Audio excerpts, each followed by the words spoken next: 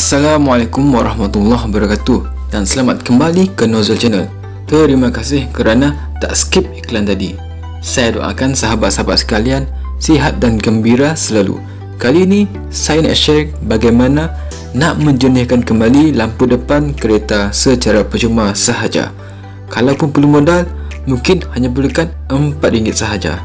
Jom kita mula.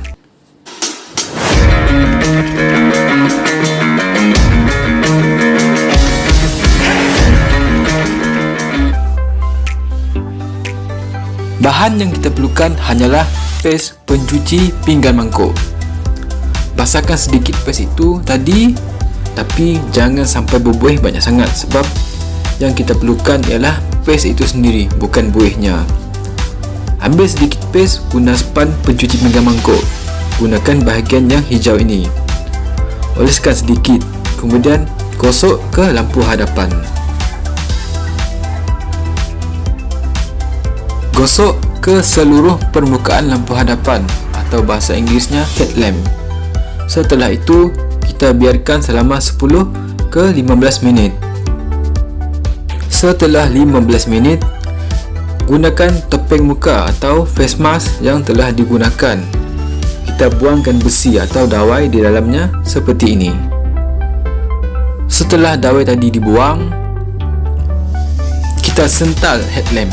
Gosok sehingga semua paste pencuci tadi tidak ada lagi.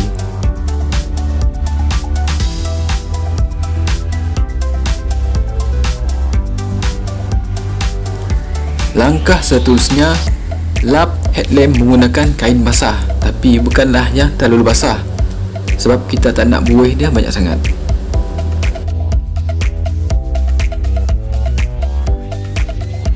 Kemudian menggunakan face mask tadi, kita gunakan bahagian yang bersih, ataupun kalau boleh guna face mask yang lain.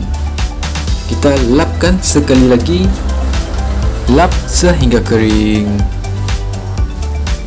Lihat, headlamp sudah kembali jernih, walaupun tidak seperti baru 100%, mungkin sekitar 80 ke 90%, namun tetap nampak perubahannya. Pada zaman sekarang, kos sara hidup semakin meningkat. Barang boleh free dan kita boleh buat sendiri. Buat apa nak hantar pergi kedai atau salon?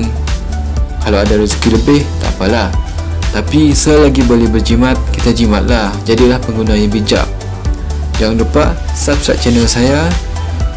Sekian sahaja untuk kali ini. Sehingga bertemu lagi di video akan datang. Assalamualaikum dan bye-bye.